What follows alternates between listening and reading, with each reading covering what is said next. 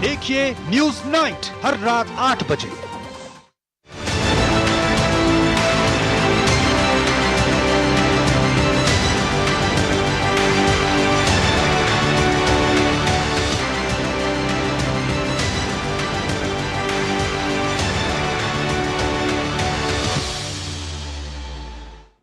नमस्कार। Israel Hamas संघर्ष पर हमारे इस विशेष कार्यक्रम में आपका स्वागत है। मैं हूं रवा त्यागी। अगले आधे घंटे में हम आपको दिखाएंगे पश्चिम एशिया संकट से जुड़ी हर अहम खबर।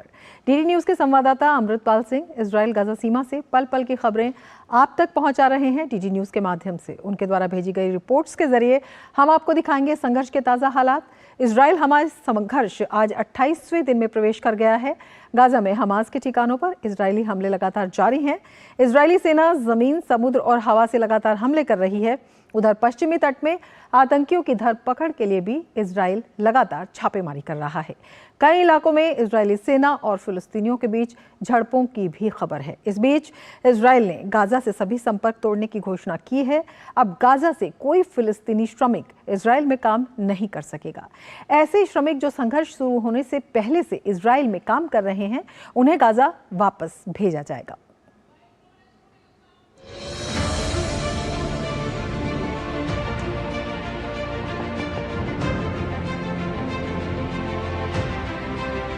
इजरायली सेना ने हमास के खिलाफ अपने सैन्य अभियान को और आक्रामक कर दिया है। इजरायली सैनिकों ने उत्तरी गजा पट्टी की घेराबंदी करने का दावा किया है।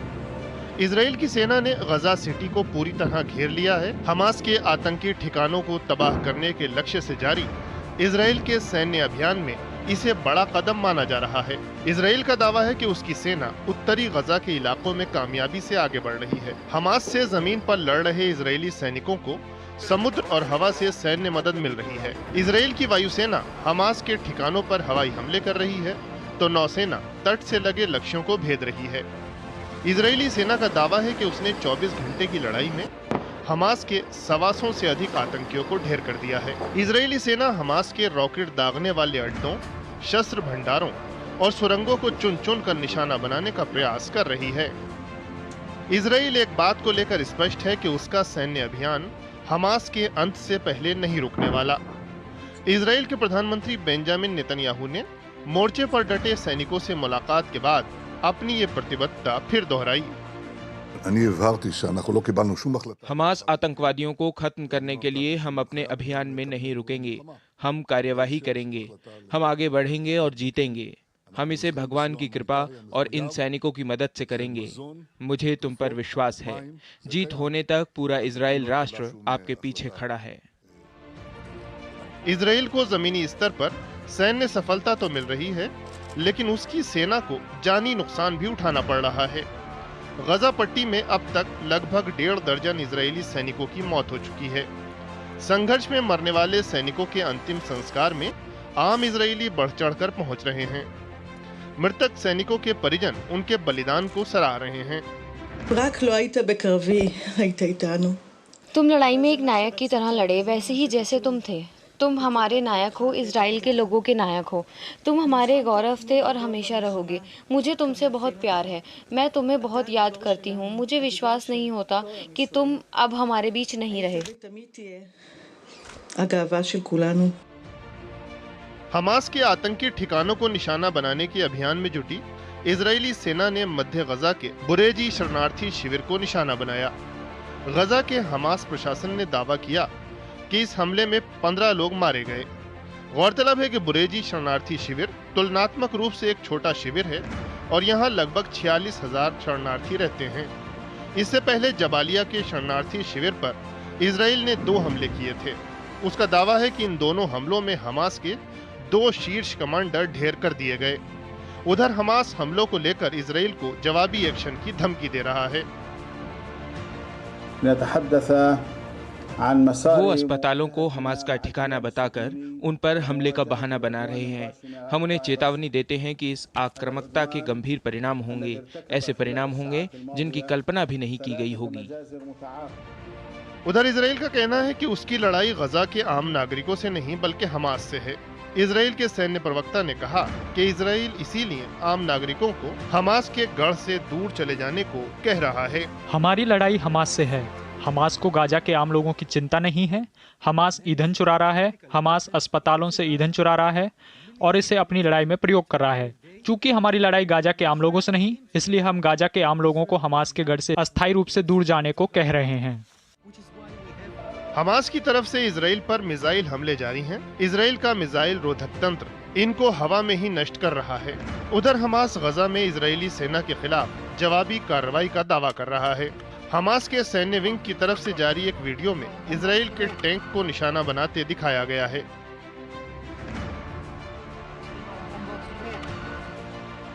गजा ही नहीं, पश्चिमी तट में भी इजराइल अपने सैन्य अभियान को धार दे रहा है। फिलिस्तीनी स्वास्थ्य मंत्रालय का कहना है कि जनीन में इजरायली सेना की कार्रवाई में 4 फिलिस्तीनियों की मौत हो गई। नाब्लुस के पास एक गांव में इजरायली सेना और स्थानीय लोगों के बीच झड़पों की भी खबर है। गौरतलब है कि इजराइल पश्चिमी तट में आतंकियों को पकड़ने के लिए लगातार छापेमारी कर रहा है।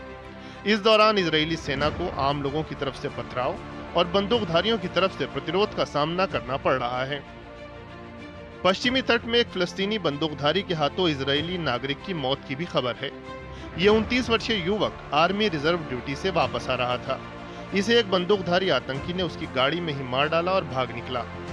इस घटना के बाद वहां बसे इजरायली समुदाय और फिलिस्तीनियों के बीच तनाव बढ़ गया है।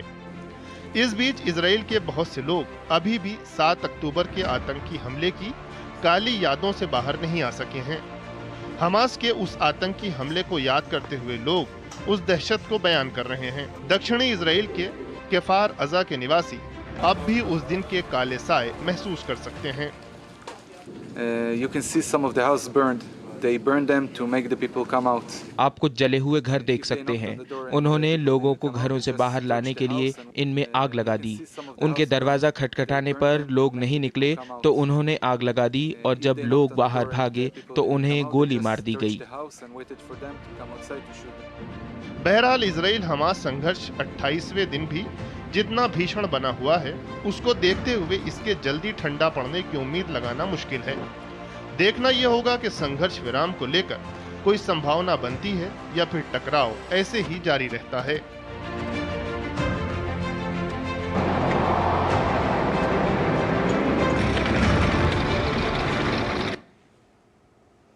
इजरायली सेना ने गाजा सिटी को चारों तरफ से घेरने का दावा किया है। गाजा पट्टी के उत्तर में स्थित शहर गाजा सिटी हमास के साथ जारी संघर्ष में इजराइल के लिए हमले का केंद्र बन गया है। आइए जानते हैं गाजा सिटी के बारे में।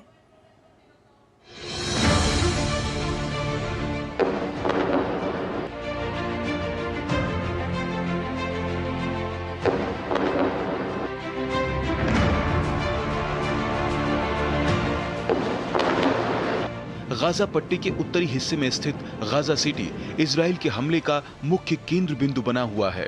गाजा सिटी गाजा पट्टी का मुख्य शहर है। इजराइल और हमास के बीच संघर्ष शुरू होने से पहले ये गाजा पट्टी का सबसे घनी आबादी वाला शहर था। गाजा सिटी की अनुमानित आबादी 7.75 लाख है। इसमें प्रति वर्ग किलोमीटर 9,000 से अधिक लोग रह रहे थे, जो कि गाजा पट्टी के बाकी हिस्सों की तुलना में दोगुनी है। इजरायली सेना ने 7 अक्टूबर के हमास के हमले के कुछ दिनों के बाद उत्तरी गाजा के लोगों को दक्षिण की ओर जाने का आदेश दिया था। सेना ने आम नागरिकों को गाजा सिटी समेत उत्तरी गाजा पट्टी से 11 लाख की आबादी को 24 घंटे के भीतर दक्षिणी गाजा में जाने का अल्टीमेटम दिया था। इजरायली सेना के आदेश के बाद कितने लोग दक्षिण गाजा की ओर गए ये साफ नहीं है। बड़ी संख्या में लोगों ने गाजा सिटी से पलायन किया था, लेकिन बाद में कई लोग वापस लौट गए थे। इजरायली सेना के अधिकारियों ने कहा कि उन्होंने गाजा सिटी को पूरी तरह से घेर लिया है। इजरायली सेना का कहना है कि ये हमास का मुख्य गढ़ है। सेना यह भी कह रही है कि गाजा सिटी में वे हथियारों, सैन्य चौकियों और हमास की किसी भी अन्य प्रकार के बुनियादी ढांचे की तलाश कर रहे हैं, जिन्हें वे नष्ट करना चाहते हैं। इस तरह इजराइल और हमास के बीच जारी संघर्ष में गाजा सिटी निशाने पर है और इजराइल गाजा सिटी पर लगातार बारूद बरसा रहा है। Bureau report, DD news. Israel Gaza सीमा के साथ साथ कई और मोर्चों पर भी संघर्ष और तनाव बढ़ता जा रहा है। इजराइल लेबनान सीमा पर इजरायली सेना और हिजबुल्लाह के बीच लगातार झड़पें हो रही हैं। उधर लड़ाई का एक और मोर्चा खुलने की आशंका को देखते हुए इजराइल की सेना सीरिया से लगी सीमा पर तैनाती बढ़ा रही है। इसराइल हमास संघर्ष के बीच इसराइल लेबनान सीमा पर भी टकराव बढ़ता जा रहा है। गुरुवार को सीमा से सटे किरियात शमोना शहर में दक्षिणी लेबनान से दागे गए कई रॉकेट आकर गिरे। इनकी वजह से कई गाड़ियों और इमारतों को नुकसान पहुंचा। हमास के लेबनान स्थित गुट ने इन हमलों की जिम्मेदारी लेते हुए 12 रॉकेट दागने का दावा किया है। हमले के बाद इलाके में हड़कंप मच गया और सायरन बजाकर लोगों को घरों के अंदर रहने को कहा गया। हमले में 2 लोगों के घायल होने की सूचना है। हमले का निशाना बना ये शहर लगभग 20,000 की आबादी वाला है। हालांकि अभी वहां कम ही लोग रह रहे हैं। घटना के तुरंत बाद बड़े इलाके में आग की लपटें उठती देखी गईं। इस बीच इजराइल हिजबुल्लाह टकराव भी बढ़ रहा है। हिजबुल्लाह लेबनान का ईरान समर्थक सशस्त्र समूह है, जिसकी इजराइल की सेना के साथ लगातार झड़पें हो रही हैं। पिछले 24 घंटे में दोनों के बीच कई बार भीषण गोलीबारी हुई है। इजराइल की सेना ने एक बयान जारी करके कहा कि उसने अपनी कार्रवाई के दौरान लेबनान के अंदर हिजबुल्लाह के कई ठिकानों को निशाना बनाया है। उधर हिजबुल्लाह का दावा है कि उसने सीमा से लगे इजरायली सेना के 19 ठिकानों पर हमले किए हैं। हिजबुल्लाह का दावा है कि उसने ये हमले एक साथ किए और इनमें मिसाइलों और अन्य हथियारों का प्रयोग किया गया। इजराइल और हिजबुल्लाह के बीच ये टकराव 2006 के बाद दोनों के बीच सबसे भीषण टकराव माना जा रहा है। 2006 में इन दोनों के बीच युद्ध हुआ था। इजराइल हमास संघर्ष शुरू होने के बाद इजराइल और हिजबुल्लाह के बीच हो रही झड़पों में अब तक हिजबुल्लाह के 50 लड़ाके मारे जा चुके हैं। इजराइल के एक ड्रोन को हिजबुल्लाह द्वारा मार गिराए जाने और लगातार गोलीबारी से तनाव बढ़ता जा रहा है। इसको देखते हुए इजराइल की सेना ने लेबनान सीमा पर तैनाती बढ़ा दी है। आशंका जताई जा रही है कि इजराइल और हिजबुल्लाह बड़े टकराव की तरफ बढ़ रहे हैं। हालांकि अमेरिका अभी इस बात को मानने को तैयार नहीं कि हिजबुल्लाह इजराइल के साथ पूर्ण युद्ध के लिए तैयार है। व्हाइट हाउस के राष्ट्रीय सुरक्षा संबंधी प्रवक्ता जॉन किर्बी ने ऐसी किसी संभावना को फिलहाल खारिज कर दिया। हम उत्तर में इजरायली सेना और इजरायलियों पर लगातार हमलों से चिंतित हैं। हालांकि मैं यह नहीं मानता कि ऐसा कोई संकेत है जो इस तरफ इशारा करे कि अभी हिजबुल्लाह पूरी शक्ति से सामने आ जाएगा। इजराइल को इस बात पर भी चिंता है कि सीरिया स्थित ईरान समर्थक समूह लड़ाई का एक और मोर्चा खोलने का प्रयास कर सकते हैं। वैसे भी यमन के ईरान समर्थक हूथी पहले ही इजराइल पर मिसाइल दागने की कोशिश कर चुके हैं। सीरिया से लगी सीमा पर अपनी तैयारी बढ़ाते हुए इजरायली सेना ने गोलान की पहाड़ियों पर युद्ध अभ्यास किया। ये पहाड़ियां 1967 तक सीरिया का हिस्सा थीं, लेकिन इजराइल ने 6 दिन के युद्ध के बाद इन पर कब्जा कर लिया था। 1981 में इजराइल ने इन्हें औपचारिक रूप से अपना हिस्सा बना लिया। अमेरिका के विदेश मंत्री एंटनी ब्लिंकन इजराइल के दौरे पर तेल अवीव पहुंचे। इजराइल और हमास के बीच संघर्ष शुरू होने के बाद एंटनी ब्लिंकन का यह तीसरा इजराइल दौरा है। उन्होंने इजराइल के प्रधानमंत्री बेंजामिन नेतन्याहू से मुलाकात की। इसके बाद एंटनी ब्लिंकन का जॉर्डन जाने का कार्यक्रम है। अपने पश्चिम एशिया के पहले दौरे में एंटनी ब्लिंकन ने इजराइल के अलावा जॉर्डन, कतर, बहरीन, सऊदी अरब, संयुक्त अरब अमीरात और मिस्र का दौरा किया था। अपने पिछले दौरे में ब्लिंकन पहले इजराइल पहुंचे थे और उसके बाद बाकी देशों का दौरा करने के बाद एक बार फिर इजराइल गए थे। इससे पहले एंटनी ब्लिंकन मैरीलैंड के जॉइंट बेस एंड्रयूज से तेल अवीव के लिए रवाना हुए थे। उन्होंने संवाददाताओं से कहा कि हमास आतंकवादी संगठन के खिलाफ चल रहे अभियान और नागरिकों की सुरक्षा के लिए उठाए जाने वाले कदमों के बारे में इजराइल सरकार से ठोस कदम उठाने की योजना पर चर्चा करेंगे। इजराइल और हमास के बीच जारी संघर्ष को लेकर कूटनीतिक हलचल भी जारी है। जर्मनी ने हमास की गतिविधियों पर प्रतिबंध लगा दिया है। साथ ही जर्मनी ने फिलिस्तीन का समर्थन करने वाले समूह सेमिडॉन पर भी पाबंदी लगाई है। चिली के राष्ट्रपति ने हमास के हमले की निंदा की, लेकिन साथ ही उन्होंने इजराइल के गाजा पर जवाबी बमबारी को अंतर्राष्ट्रीय कानून का उल्लंघन करने वाला बताया। अमेरिकी राष्ट्रपति कमला हैरिस ने इजराइल के प्रति अमेरिका के समर्थन को एक बार फिर दोहराया। इजराइल और हमास के बीच संघर्ष का 28वां दिन। गाजा के अंदर इजराइल के जमीनी हमले जारी। हमास भी कर रहा है जवाबी हमले। संघर्ष शुरू होने के बाद से ज्यादातर पश्चिमी देश इजराइल के साथ खड़े दिखाई दिए हैं। वहीं ईरान जैसे कुछ देश हमास के साथ खड़े हैं। पश्चिमी देशों का इजराइल को लगातार समर्थन मिल रहा है। इसी कड़ी में जर्मनी ने आतंकी संगठन हमास पर पूरी तरह से प्रतिबंध लगा दिया है। जर्मनी की गृह मंत्री नैन्सी फेसन ने अपने देश में हमास की गतिविधियों के अलावा समीडॉन समूह पर भी पाबंदी लगा दी है। समीडॉन एक अंतर्राष्ट्रीय नेटवर्क है जो इजराइल और यहूदियों के खिलाफ प्रचार प्रसार करता है। जर्मनी के गृह मंत्री के रूप में मैं आज जर्मनी में हमास और समीडॉन की गतिविधियों पर प्रतिबंध लगा रही हूं और समीडॉन की जर्मनी शाखा को भंग कर रही हूं। आतंकवादी संगठन हमास इजराइल को तबाह करना चाहता है। हम जर्मनी में उसके आक्रामक प्रदर्शनों और विशेष रूप से यहूदी संस्थानों और यहूदियों के घरों पर हमलों को प्रोपेगेंडा के तौर पर देखते हैं। हम जर्मनी में रहने वाले यहूदियों के लिए इस खतरे का हर संभव तरीके से विरोध करते हैं। जर्मनी में यहूदी लोग सुरक्षित हैं। वहीं हमास ने इजराइल को समर्थन देने के लिए जर्मनी पर सभी तरह के अपराध में भागीदार होने का आरोप लगाया। साथ ही फिलिस्तीनियों के खिलाफ हो रहे नरसंहार पर अपना रुख बदलने की बात कही। इस समय जर्मनी का रुख हमारे लोगों के खिलाफ किए गए अपराध और नरसंहार में पूर्ण भागीदारी का है। हमारा सवाल है कि क्या जर्मनी के नेताओं की मानसिकता सभी लोगों के खिलाफ होलोकॉस्ट वाली है या ये किसी के प्रति सीमित है। हम सोचते थे कि जर्मनी ने अपने अतीत से सबक सीखा होगा और वह इस अपराध में भागीदार नहीं बनेगा। हम जर्मनी की सरकार से फिलिस्तीनियों के खिलाफ हो रहे होलोकॉस्ट पर अपना रुख बदलने की अपील करते हैं। हमास के 7 अक्टूबर के हमले की चिली के राष्ट्रपति गैब्रियल बोरिक ने निंदा की। अमेरिकी राष्ट्रपति जो बाइडेन से मुलाकात के बाद चिली के राष्ट्रपति ने गाजा में हो रहे अंतर्राष्ट्रीय कानून के उल्लंघन पर चिंता जताई। चिली ने हाल ही में इजराइल से अपने राजदूत को विचार विमर्श के लिए वापस बुलाया है। राष्ट्रपति बाइडेन से मुलाकात के दौरान हमास के हमले की निंदा करने के अलावा राष्ट्रपति बोरिक ने इजरायली बंधकों को रिहा करने की अपील की। मैंने राष्ट्रपति बाइडेन को गाजा पट्टी में हो रही अपनी चिंताओं से अवगत कराया है। आम नागरिकों की मौत का आंकड़ा दिन ब दिन बढ़ रहा है। गाजा पर इजराइल के हमलों की शुरुआत के बाद से 8,000 से अधिक मौतें हो चुकी हैं। इसमें कोई संदेह नहीं है कि जवाबी कार्रवाई में ज्यादा जाने गई हैं और ये अंतर्राष्ट्रीय मानवीय कानून का उल्लंघन करती हैं। गाजा पट्टी में जो हो रहा है वह बिल्कुल मंजूर नहीं है। मैं ये साफ करना चाहता हूँ कि चिली के राष्ट्रपति के तौर पर मैंने पूरी ऊर्जा और साफ तरीके से हमास के आतंकी हमले की निंदा करने में एक पल भी नहीं गंवाया। हम बंधकों की रिहाई की मांग करते हैं, लेकिन एक पक्ष या दूसरे पक्ष में शामिल होने के दबाव को स्वीकार नहीं करते। हम मानवता के पक्ष में हैं।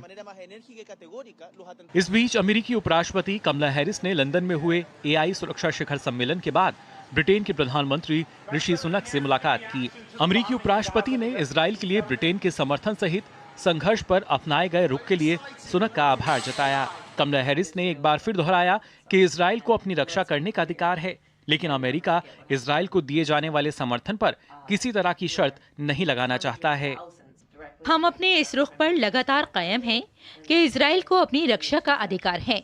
7 अक्टूबर को जो हुआ उसे कभी नहीं भूलना चाहिए, जिसमें 1400 निर्दोष लोग मारे गए थे। युवा केवल संगीत कार्यक्रम में भाग ले रहे थे। इसलिए हम इजराइल को अपनी रक्षा के लिए जो समर्थन दे रहे हैं उस पर कोई शर्त नहीं लगाने जा रहे हैं। अमेरिका इस रुख पर कायम है कि इजराइल को अपनी सुरक्षा का अधिकार है, लेकिन अमेरिका गाजा में नागरिकों और मानवीय मदद पहुंचाने के लिए लगातार प्रयास कर रहा है। इसके लिए इजराइल और हमास के बीच संघर्ष में अस्थायी विराम की संभावना पर विचार कर रहा है। मानवीय विरामों पर बातचीत करनी होगी और इसे स्थानीय तरीके से करने के लिए आपके पास एक विश्वसनीय आधार होना चाहिए। इसे लेकर हमें आलोचना भी झेलनी होगी। यदि हम कुछ अस्थायी विराम के पूरे विचार से बच गए ताकि लोग बाहर न निकल सके, मेरा मतलब है हम बिल्कुल वही कर रहे हैं जो आपको इन लोगों की देखभाल के लिए करना चाहिए। संयुक्त राष्ट्र के विशेषज्ञों ने गाजा में मानवीय संघर्ष विराम का आह्वान करते हुए कहा कि वहां फिलिस्तीनी लोगों के लिए काफी कम समय बचा है। साथ ही विशेषज्ञों ने गाजा के लोगों पर नरसंहार का गंभीर खतरा मंडराने की बात कही। हम नरसंहार के जोखिम शब्द का उपयोग कर रहे हैं क्योंकि ऐसी प्रक्रिया है जो बिल्कुल अंधाधुंध है। इस मामले में 20 लाख से ज्यादा लोग प्रभावित हो रहे हैं। जब हम पानी के बारे में बात करते हैं तो पाते हैं कि आपके घर में और आपके आसपास के सभी लोगों के पास पानी नहीं है, और यह 100 लोगों या 1000 लोगों का समुदाय नहीं है जिसका कि पानी के 12 ट्रक से काम चल जाए। यह गंभीर स्थिति है। इजराइल और हमास के बीच चल रहे संघर्ष को बढ़ने से रोकने के लिए कई स्तर पर कूटनीतिक प्रयास जारी हैं। गाजा में मानवीय मदद पहुंचाने के लिए संघर्ष विराम पर कई देशों के अलावा अंतर्राष्ट्रीय संगठन भी प्रयास कर रहे हैं। इजराइल हमास संघर्ष के बीच रफा क्रॉसिंग पर भी सबकी नजर है। संघर्ष की वजह से गाजा में फंसे विदेशी नागरिकों की इस क्रॉसिंग के रास्ते सुरक्षित निकासी जारी है। इसके साथ ही मिस्र के चिकित्सा अधिकारी गाजा से ऐसे घायलों को भी निकाल कर ला रहे हैं जिन्हें इलाज की जरूरत है। उधर संयुक्त राष्ट्र ने एक बार फिर मांग की है कि गाजा में और अधिक मानवीय सहायता के प्रवेश की अनुमति होनी चाहिए। इजराइल हमास संघर्ष के बीच रफा क्रॉसिंग के रास्ते विदेशी नागरिकों और घायल फिलिस्तीनियों की सुरक्षित निकासी जारी है। मिस्र से लगी गजा की इस सीमा से वो विदेशी नागरिक निकाले जा रहे हैं। और सीधे हम आपको छत्तीसगढ़ के रायपुर ले चलते हैं, जहां भाजपा छत्तीसगढ़ चुनाव के लिए अपना संकल्प पत्र जारी कर रही है। केंद्रीय गृह मंत्री अमित शाह वहां पर मौजूद हैं।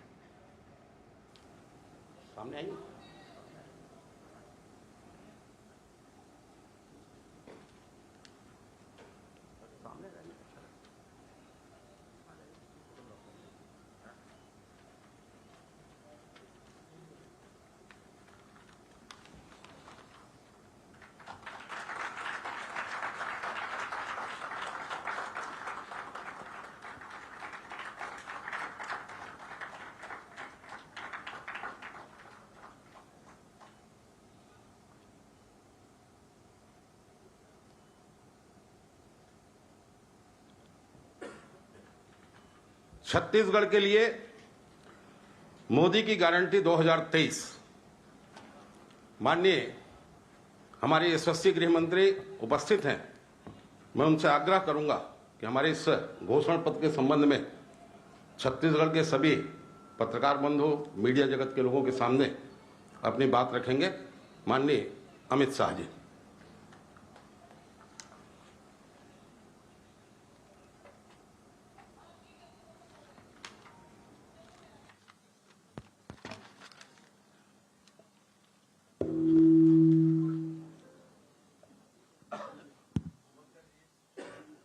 मंच पर उपस्थित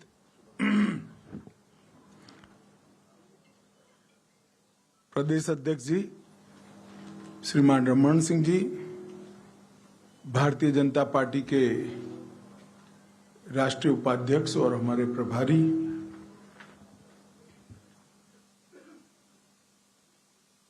ओम जी माथुर जी, नारायण चंदेल जी, सरोज पांडे जी, विजय बघेल जी, राम विचार नेताम जी, ब्रिजमोहन अग्रवाल जी और यहाँ सभागार में उपस्थित सभी पत्रकार, छायाकार भाई बहन, आप सभी को नमस्कार।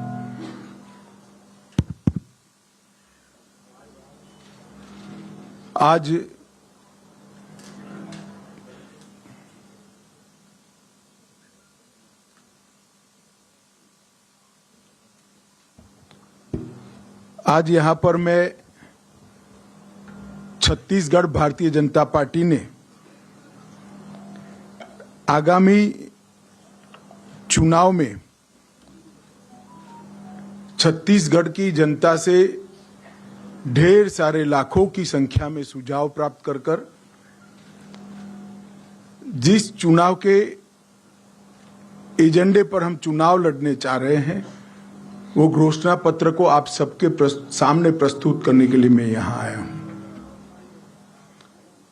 मित्रों, भारतीय जनता पार्टी का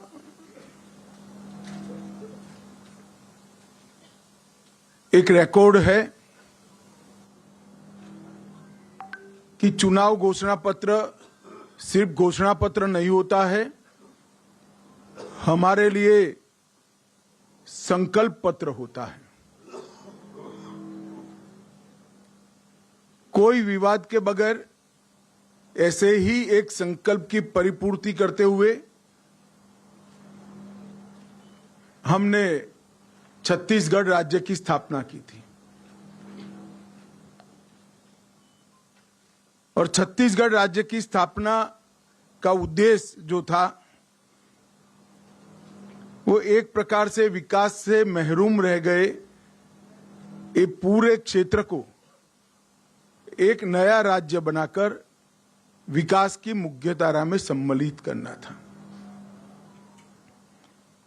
छत्तीसगढ़ की स्थापना के कुछ ही समय के बाद हमें छत्तीसगढ़ के लिए काम करने का मौका मिला।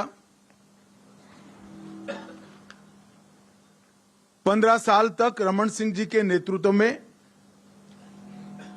छत्तीसगढ़ में भारतीय जनता पार्टी की सरकार चली और ये 15 साल छत्तीसगढ़ को बीमारू राज्य से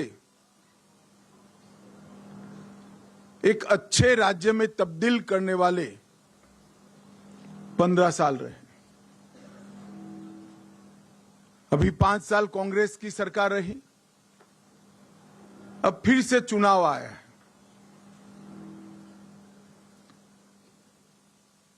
मुझे मालूम है यहां पर छत्तीसगढ़ की जनता परिवर्तन करने जा रही है। मैं छत्तीसगढ़ में घुमा हूं, जनता से संवाद भी किया है। मैं भारतीय जनता पार्टी की ओर से छत्तीसगढ़ की जनता को आश्वस्त करना चाहता हूं कि बीमारू राज्य से हमने छत्तीसगढ़ को अच्छा राज्य बनाया है और ये अच्छे राज्य को संपूर्ण विकसित राज्य बनाने का काम हम आने वाले 5 साल के अंदर करेंगे। 15 साल जो हमारे रहे, वो 15 साल में रमन सिंह के नेतृत्व में और 5 साल रमन सिंह और नरेंद्र मोदी जी के नेतृत्व में। शुरुआत के 10 साल ढेर सारी अड़चनें होने के बावजूद भी हमने छत्तीसगढ़ का दिन दूना रात चौगुना विकास करने का काम किया। छत्तीसगढ़ के कई दुर्गम क्षेत्रों को नक्सलवाद के कहर से मुक्त करने का काम भारतीय जनता पार्टी की सरकार ने किया। छत्तीसगढ़ के इंफ्रास्ट्रक्चर को उठाने का काम भी भारतीय जनता पार्टी की सरकार ने किया। पोषण की गारंटी देने वाला समग्र देश में पहला राज्य छत्तीसगढ़ बना। मनरेगा में 150 दिन की रोजगारी देने वाला भी सबसे पहला राज्य छत्तीसगढ़ बना। समग्र देश में मातृत्व के अवकाश की परिकल्पना छत्तीसगढ़ राज्य ने सेट की। पंचायत चुनाव में माताओं बहनों को 50% आरक्षण देने वाला पहला राज्य छत्तीसगढ़ बना। छात्रों को निःशुल्क लैपटॉप टैबलेट देने का प्रारंभ हुआ और एक छत्तीसगढ़ बिजली के अकाल से हमेशा पीड़ित था, वो पावर सरप्लस स्टेट बनाने का काम भी भारतीय जनता पार्टी ने किया। इसके साथ साथ पावर हब, सीमेंट मैन्युफैक्चरिंग का हब, इस्पात मैन्युफैक्चरिंग का हब, एल्यूमिनियम मैन्युफैक्चरिंग का हब, हेल्थ केयर की अच्छी सुविधाएं और डिजिटल क्रांति की शुरुआत भी भारतीय जनता पार्टी के शासन में हुई। तो बीजेपी ने संकल्प पत्र छत्तीसगढ़ में अपना जारी कर दिया है। रायपुर में बीजेपी के वरिष्ठ नेता और केंद्रीय गृह मंत्री अमित शाह ने कहा कि उनका जो ये संकल्प पत्र है, जो ये घोषणा पत्र है, वो संकल्प कहलाता है क्योंकि बीजेपी की ये मान्यता है कि केवल घोषणाएं नहीं रहनी चाहिए, वो संकल्प में परिवर्तित होनी चाहिए और संकल्प से कानूनी आधार जो है उसका बनना चाहिए। उन्होंने कहा कि पहले उन्होंने छत्तीसगढ़ को एक अच्छा राज्य बनाने का एक प्रयास किया और उसे बनाया भी, और अब उसे पूर्ण विकसित राज्य बनाने के लिए वो संकल्प ले रहे हैं। इसके साथ ही इस कार्यक्रम में फिलहाल इतना ही। नमस्कार।